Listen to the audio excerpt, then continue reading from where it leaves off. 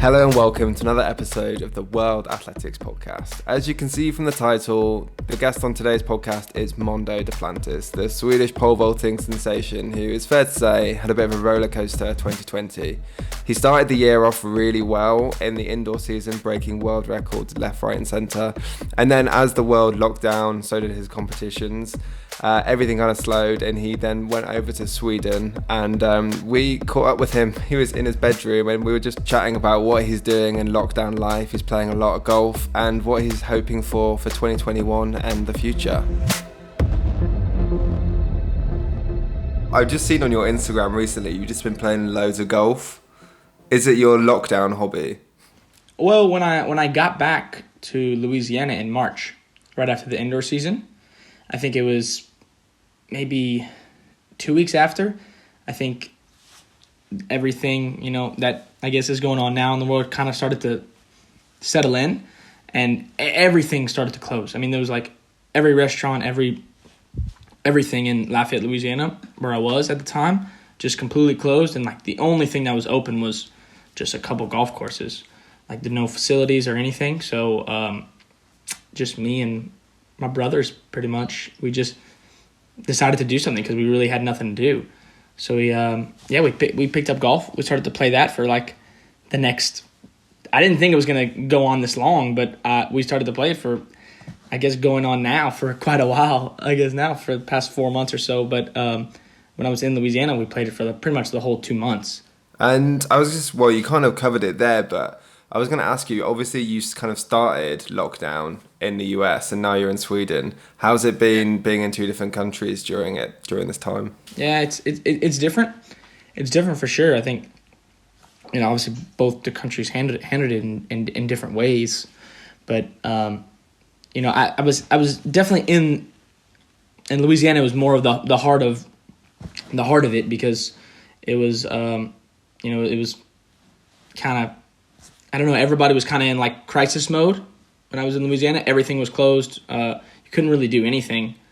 So, and then once I came here to Sweden, it was a lot more relaxed. And, things are open and, it feels a little more like a normality here. I mean, still nobody wants to shake hands and stuff like that. But other than that, people are a lot more on the streets here, I would say. And, things are open, restaurants and whatnot. But, as I was leaving Louisiana, and I think the first week of June things were like just starting to open up, but then I left. So I didn't really get to experience it when things started to open up. Everything was closed when I left. You've had kind of like a weird start to the summer. Well, everybody has. But in terms of competition especially, you've done a lot of competing, but in front of no crowd. Mm-hmm. How's that been? Yeah, no, it's super strange to say the least. But my first meet in the beginning of June in Oslo, it wasn't really something that I was completely ready for in the sense of I wasn't in my best shape. I mean, I knew that going into it. I've been like I was saying, I probably was playing more golf than I was training in anything, during the months leading up to it when I was in Louisiana. So, I wasn't expecting something crazy to come out of that meet, but it was nice to just go out there and compete.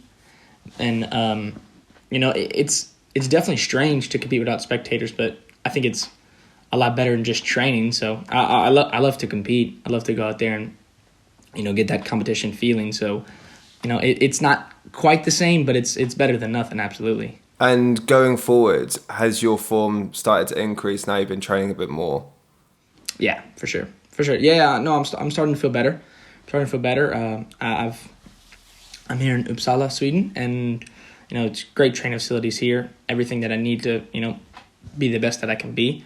So I'm starting to feel like I'm getting back into that tip top shape. I think it's very important for me to have some competitions to just technically kind of figure some things out, figure out which poles I need to be on and stuff like that.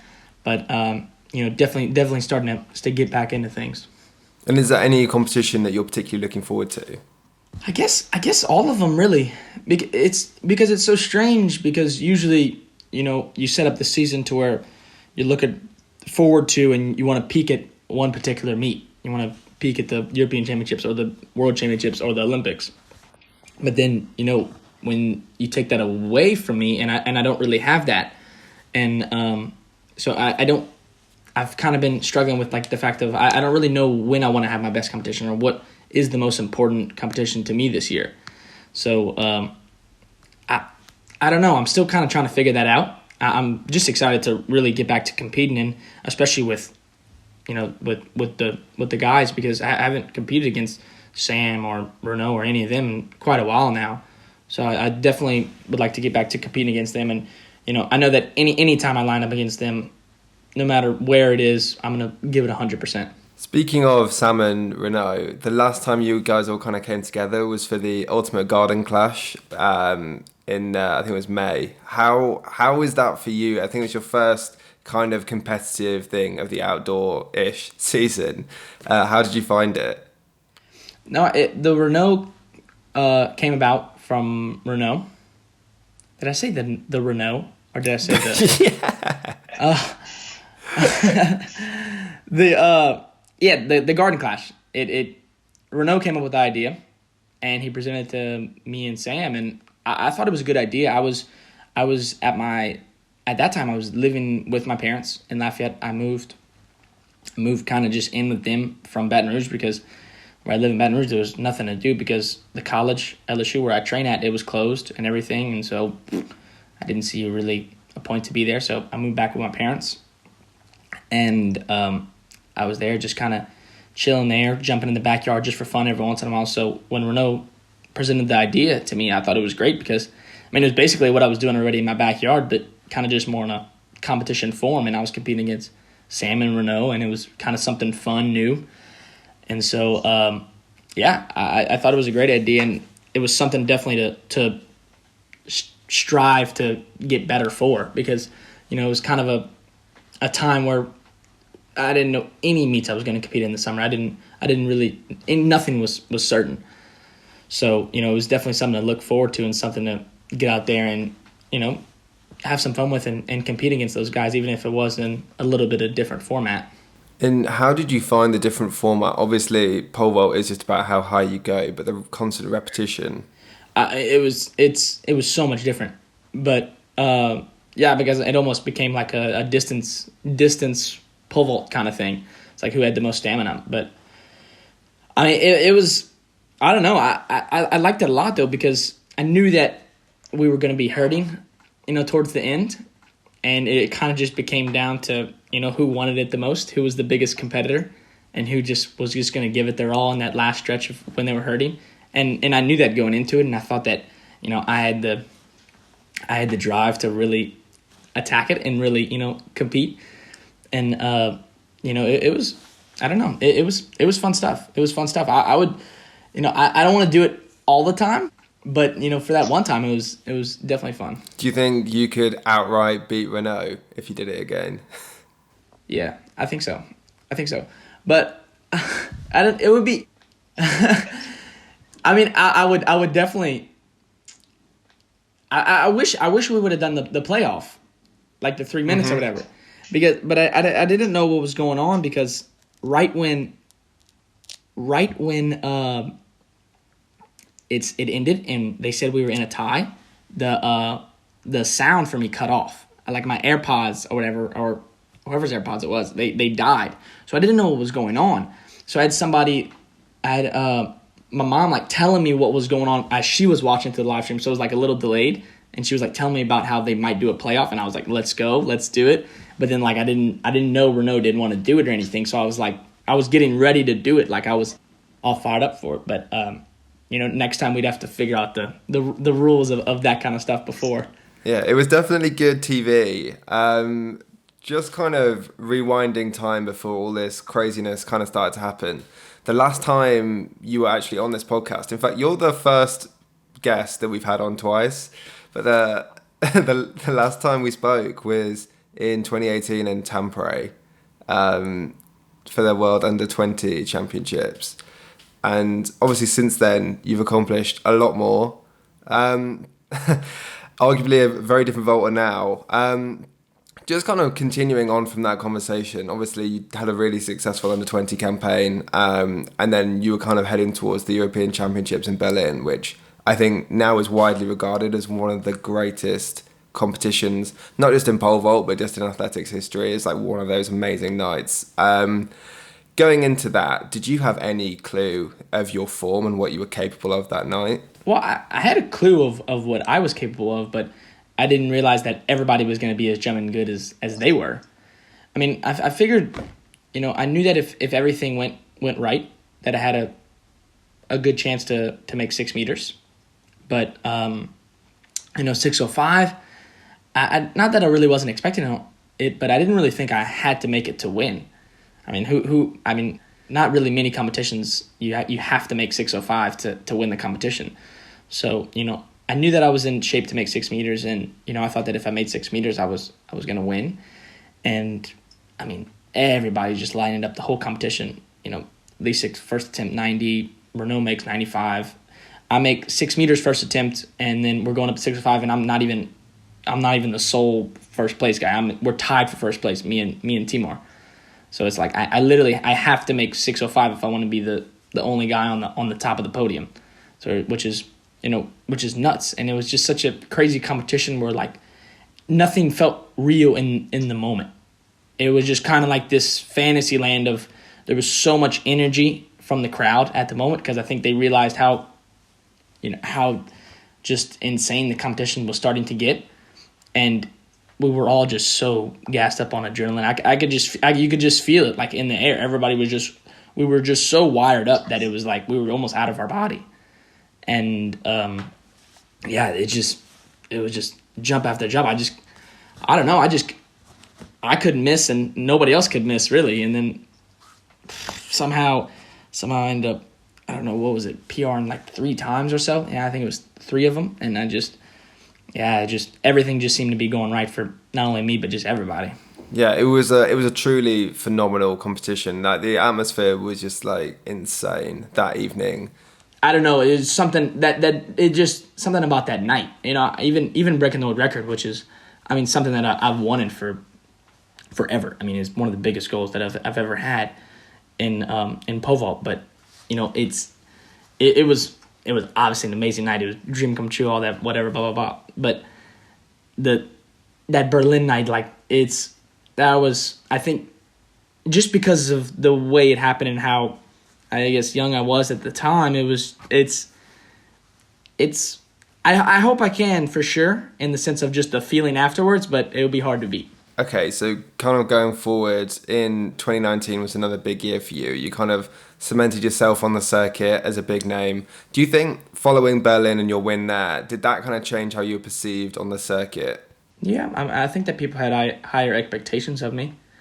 And, when you have a big performance like that in, a big meet, people expect, just you to do that more often now. People were expecting me to get over, I guess, 6 meter bars more often. And, 2019 was good.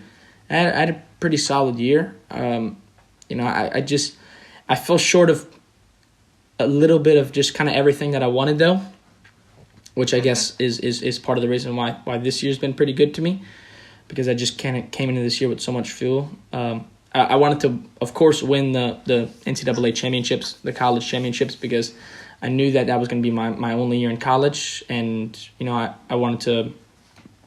just wanted to win my last time representing LSU, and I fell short of that. I came second place to Chris Nielsen in the college NCAA championships, and then Diamond League final I wanted to win. I came second. Then World Championships I came second, and they were all like pretty close matches, and so it was like I was always just so close to everything that I wanted, and I just didn't quite get it. And when the season first ended, it was pretty. I don't know. It was pretty painful actually, because I competed well, and I felt like I did everything that I could at the time, and but I think I shortly realized that there was just so much more that I could be doing to get better, and the feeling of losing, I just didn't, and not even just losing, really just coming so close to what I wanted and so close to winning and just not getting it. It was so much fire in me coming into that fall training, going in before the indoor season, into where I didn't want to lose really. I hated the feeling of just coming up short, and I wanted to show that I could be, that I could be the top, that I could beat Sam, because Sam has been every time, no matter how well I competed, it seems like he always seemed to come up on top of me. And so, I think in a way, 2019 was a really good season, and I think coming up short in all those big meets that I wanted to win were, I think it was good for me in the end, just from, keeping me very, very motivated. It's weird, like from the outside looking in. Obviously, you won a silver medal in Doha, and it was great. It was a good competition, and everybody thinks like, oh, he's still so young. He's got so much time ahead of him, and you don't really think about how that would impact you necessarily. And yeah, I mean, I just thought from my perspective that you had a great year, really consistent, building on the circuit, that kind of thing. But obviously, as an athlete, you take things so much more, not personally, but I don't know, those losses really do define you and how you then went on to train going into 2020. Yeah, absolutely. And it's so strange the way sports work, because, if I go and when I made 597 on that last attempt in Doha, and, I thought that I had a pretty good chance of winning, because, I mean, Sam only has one more attempt left at 597, and then it's pretty much either he wins or he loses based on that attempt. And, it was almost like out of my hands after that, and he makes it, and I end up getting second, and I think that it's crazy to think that if he misses it and I win the World Championships, that maybe I don't have as good of an indoor season as I did, because maybe I kind of just sit back a little bit. I'm just a little less motivated going into this season. So, yeah, it's funny to think about, but everything happens for a reason, I guess. With Doha and with maybe Berlin in the back of your mind, were you thinking like, okay, clearly I'm a championship performer, clearly I like to rise to the big occasion? Were you thinking, oh, maybe there's a repeat on here? I think it was like kind of in the back of my mind, in the sense of like, I know that when it gets to the big meet and the big championship meet, anything can happen. That's what it really comes down to. And not only can anything happen for me, but just for any of my competitors. So I was really kind of just expecting anything, expecting just the best and expecting, I guess, the worst, but which I don't think about too much. And I wouldn't say that like it was the same thing of I was just assuming that I was going to have this blow-up performance where I just make everything first attempt and we go up to 605, 610, whatever it may be. But, I knew that I knew that I was in shape, like just kind of like Berlin, enough to make 6 meters. So I figured that, if things go perfect, then something like that could happen. It didn't really work out that way, but, I still jumped all right. It was still a really good competition. But I think, obviously, going forward, as you said, it definitely fueled your fire for what you did in the 2020 indoor season, which was incredible. Kind of going into that year, did you always plan on doing an indoor season, or were you just training so well that you were like, well, I could? Yeah. No, I plan on doing an indoor season. I think every pole vaulter, tries to do a little bit of an indoor season at least, because it's just such a technical event to where you need to get some competitions in to get a feeling of everything, because, you can only train so much. Especially for me, I run a little different in the competitions. I get on different poles. I grip different heights. So for me to get really used to what's going on and me to get in the competition form, I just have to compete. And so I was always planning on competing, but then, once I was doing my fall training, I was kind of realizing the shape that I was in. I was so excited to get on the track, because I knew that the things that I was doing in practice, that I was like getting close to like world record shape, but I kind of just didn't want to like say it, because I almost didn't want to jinx it, because I didn't really know what world record form is, because I never broken the world record or anything. My PR was 605 from 2 years ago, I guess at that point, and I never jumped 6 meters indoors or anything, and so I was just so excited for that first meet, because like it was like this like big secret that I was holding in that I just wanted to let out to everybody, because I knew what shape I'm in, but like nobody else knew. And that first meet I kind of made my mark a little bit by making 6 meters that first one and giving 6:17 a pretty good shot. And then after that, yeah, that's when the world records started to come. It was absolutely wild. Going into that, I think it was in Turin, right, where you did 6:17. So that's the first time you broke the world record. Did you feel ready? Did you feel like that night was going to be it? Yes and no. Because, I mean, from the week before in Dusseldorf, Germany, where I had a pretty good shot at 6:17, I knew exactly what I had to do to make 6:17. But I just remember waking up the day for Turin, and I was like still a little tight, and I was kind of a little, almost, I felt like, just kind of beat up from the meet in Dusseldorf, however many days ago it was, I can't even remember now. And, I was warming up, and I started to feel better and better and better, but, like, it wasn't like I woke up just feeling like, just absolutely perfect, this is the day I was going to break the record, which, in my mind, I visualized that's how that day would go, which is kind of more like a Berlin day where just everything just felt perfect from the beginning. Like, even when I was warming up, I just felt so good in Berlin. But it wasn't really like that. Like, the warm-ups wasn't just, like, absolutely perfect, like, no way I don't break the world record. It was more just, like, I was, like, kind of building up to it. And, like, I had the confidence that, like, if I just get everything right during the competition and I just kind of get my numbers right, get on the right pole, that I can break the world record at the end of this meet. And, I ended up taking a good jump at it and getting over it. I mean, the pictures and the video of that was just like insane. The reaction from all the other pole vaulters and that kind of thing. How did you find that, the aftermath from Turin? Yeah, it was so sweet because it's like you can feel the genuine excitement from everybody that I was not really competing against, but just more competing with at the time. Because I don't know, I guess they just wanted to see a world record. I wanted to break the world record, and Pavel and Manola coming up to me, hugging me after, Melker, who's been my roommate in so many international competitions when we're competing for Sweden, and it was just a great moment with just guys that I've competed against so many times now.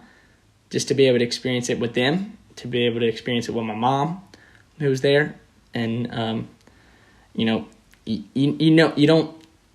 expect where the place will be, where you're going to do it. I feel like it kind of just happens, but it was just it was kind of a perfect night in its own way, because it was not what I expected. If you'd asked me 5 years ago, that's where it was going to be. It was really nice to see. I mean, especially you ran straight up into the audience to hug your mum. And how was it having? Because it's usually your dad who kind of comes to a lot of the meets with you, but in this case, it was your mum for a lot of the indoor season.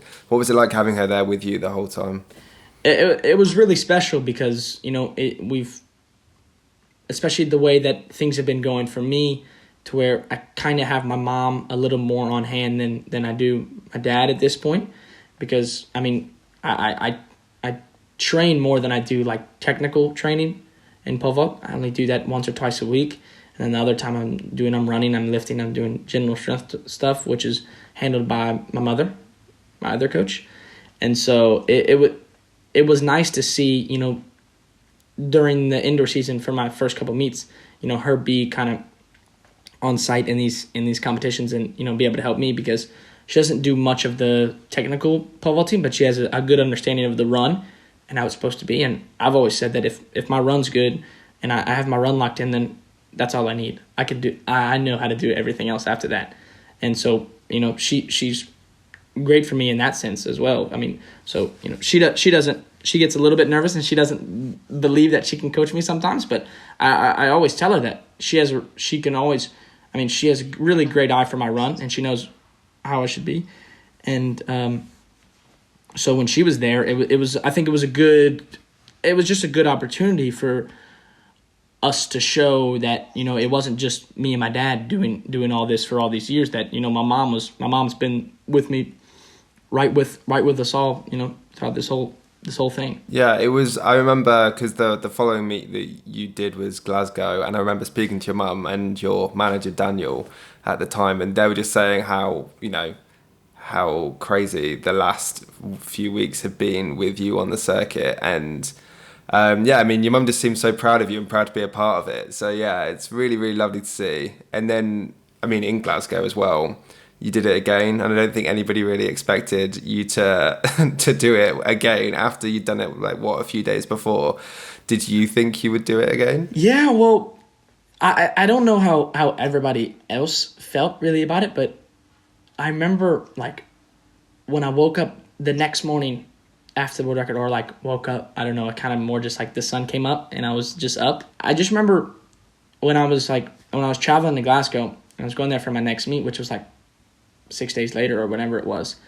I felt like this kind of really huge pressure on me because, you know, I've jumped in meets where, you know, I'm the European champion or like the world junior champion and stuff like that, which is like these kind of titles that hold a little bit of weight. But like I never held a title like the world record holder coming into a meet. And this was the first time I was going to do it. So it was like I felt this pressure of like, people aren't even expecting me just to win this competition. People expect me to jump really high.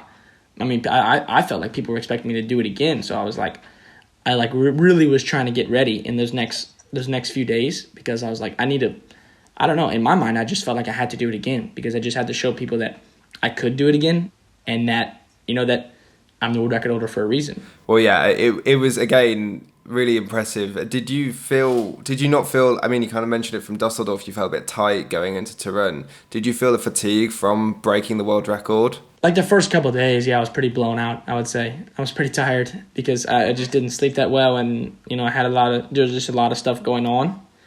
But, no, because then I forgot about that. I went back to Sweden for a couple of days, which was a little bit craziness. And so, and then once I went back to Glasgow, I felt, you know, I didn't feel any worse than Tarun, and that was kind of the way I looked at it. I was like, I just feel exactly kind of the same as Tarun. It was like 6 days ago, whatever. It's like I was in world record shape, whatever, a week ago. So I don't see why I'm not in world record shape now. I mean, I guess I know that's not how it always works, but that was the way I was thinking about it at the time, and it ended up working out. I mean, it seems that so much so with pole vault, it is a mental game and just like believing in yourself. How much do you think that weighs in on your competitive side when it comes to it? I don't think there's another event really that's as mental as pole vaulting is, and the mentality is it's such a important thing, and you know, confidence is you can't beat confidence in pole vaulting, and all of the great pole vaulters in the world right now are all pretty much just the most confident jumpers that there is out there, because you know the pole always knows if you have any hesitation in you, or if you know you don't have 100% confidence in what you're about to do, because you know you have to give every jump completely 100%. And you know, at the time when it was indoor season, I was so confident, I was so comfortable in my jump that like I was just on autopilot. I didn't even have to really do anything. It felt like it was just like I knew exactly what I needed to do. I knew exactly what I was doing, and I would kind of just almost shut off my mind for a little bit and just kind of let everything just happen. I just was that confident in my jump. I guess going forward off the back of the indoor season, you must have been super confident with the Olympic Games right around the corner and your form being this great. What was it like for you when you kind of realised that the Olympics probably weren't going to happen this year? It wasn't like a thing where one day it was like I knew the Olympics was going to happen, the next day it wasn't. It was kind of a slow process of like 2 weeks, to where when I got in early March from the indoor season, I don't know, I think just kind of the news started to come out, and we kind of were just starting to realize the severity of the situation, and it just felt like every day for like 2 weeks, which was like the longest 2 weeks maybe like in history, it just like more and more likely of what was going to happen. And you know, I didn't want to believe that it was going to be the case, because you know, of course I wanted to compete in the Olympics. I felt like I was really ready this year, but you know, when it came down to it, I totally understood. I think everybody totally understood that, you know, it was really the only decision that could be made. it is what it is. It was what it was. It is what it is. And, people have it a lot worse than I do, or, I guess we do as athletes. So, I'm not going to be here really complaining about it. Next year next year should be great anyway. I should be, I don't see why I can't get into the better form next year. But yeah, it's just unexpected season in so many different ways. Totally. Right now we're 1 year to go again from Tokyo. Kind of looking forward and where we're going to be in a year's time, providing the Olympics goes ahead and everything. Who do you think will be right there with you gunning for the medals? I think pretty much the same people that were here in this year and last year. But we have Sam, we have Lisek, we have Renault, of course, and there's a lot of other people. But I guess we're gonna add Curtis also, because he kind of was dealing with an injury all the last year, couldn't really compete with us. But I think he's getting in a good shape, and he'll be ready next year, and he'll be because he's young and he's really talented. So I think he'll be in. I have a feeling he'll be in really good shape next year. So add Curtis to the mix, to everything, and I think it'll be one of a. If it's hard to replicate Berlin in a lot of ways, but I think that Tokyo next year it'll be something special. It really seems that way, especially with the pole vault at the moment. There's a lot of really young, exciting talent. There's like the older guys who've kind of been there and won world titles and that kind of thing, who are still consistently at the top. But at the same time, there's a lot of really young guys who are progressing quite quickly, which makes it all the more exciting. Absolutely, yeah. There's like these 99 babies where like we have so many good young pole vaulters coming up right now. So pole vault will be good for a while now, I think. Well, I think that's all my questions anyway for now. But I guess we'll have to check in with you again in 2 years' time. Yeah. 2-year checkup. I love it. Okay, mate. Thank you so much for joining us on the podcast. It's been great. Absolutely. So that's all we have time for on today's episode of the World Athletics Podcast. But you can, of course, follow us on social media at World Athletics on all platforms. We're even on TikTok now. Yep, it's really exciting. Follow us on all platforms to stay updated with everything going on in the athletics world. And we'll see you next month for another episode.